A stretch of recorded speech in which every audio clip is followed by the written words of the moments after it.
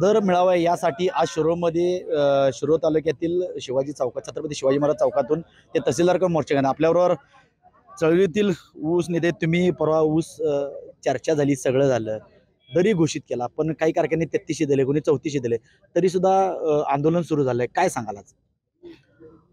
आंदोलन सुरू झालं म्हणजे साखर कारखानदारांनी विशेषतः या परिसरातल्या कारखानदारांनी एकत्रित येऊन 3400 रुपये पहिली उचल जी जाहीर केलेली आहे ती कुणालाच मान्य नाही आहे।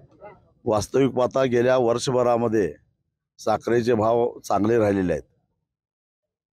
आता सध्या जरी 4000 असले तर मागच्या वर्षाचा सरासरीचा आकडा हा 3800 रुपयाचा आहे आणि पुढचं वर्षभर हे 4000 ते 4200 पर्यंत साखरेचे भाव स्थिर राहण्याचे एकूण लक्षणं दिसत आहेत।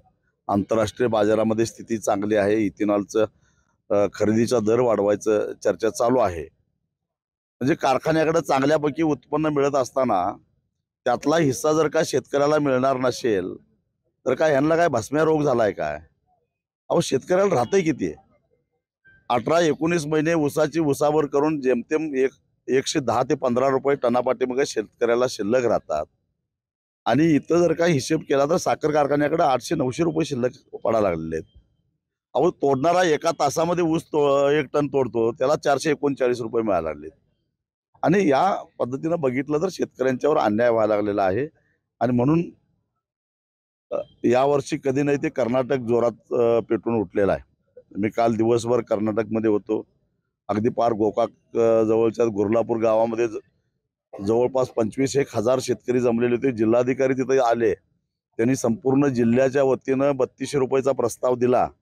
तिथं अर्थात 8 आणि 9% रिकव्हरी आहे, तरी सुद्धा तिथल्या शेतकऱ्यांनी मान्य केलेलं नाही। स्वतः जिल्हाधिकारी रस्त्यावर येऊन शेतकऱ्यांच्या मध्ये येऊन भेटायला लागलेला आहे। त्या आज बेळगाव जिल्ह्यातले सगळेच्या सगळे साखर कारखाने बंद आहेत।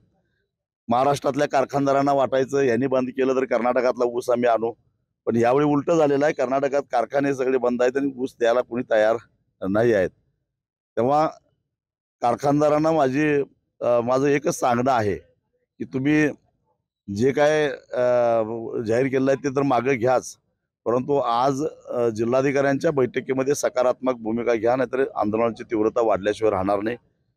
आणि जर कुणाला वाटत असेल की कार्यकर्त्यांना भीती दाखवून त्यांना त्रास देऊन मारहाण करून कारखाने चालू करू, हे विसरा। काळ बदललेला आहे आणि तुम्ही आता बघितलं गेल्या 15 दिवसामध्ये तहसीलदारच्या आणि जिल्हाधिकाऱ्याच्या गाड्या फुटल्यात। साखर कारखानदार की झाडकी पत्ती आहे। आंदोलनाची दिशा करत असताना ह्याच आंदोलनातून तुम्हाला मारण झाले ते चिडमुंगे साहेबांना सुद्धा परवा ऊस ट्रॅक्टर गेलं त्यांनी अडवलं होतं पण त्यालाही मारण झाली, उचलून बाजून ठेवण्यात आलं। साखर कारखानदारांची कुठं तर आरेरे चालू असं वाटते। शेतकरी चळवळीमध्ये काम करणाऱ्या प्रत्येक कार्यकर्ता हा महत्वाचा आहे आणि त्याला जर का कोणी धक्का लावला तर जे आमच्यात असतील काही बारीक सारीक संघटना, वेगवेगळ्या संघटना म्हणून काही वैचारिक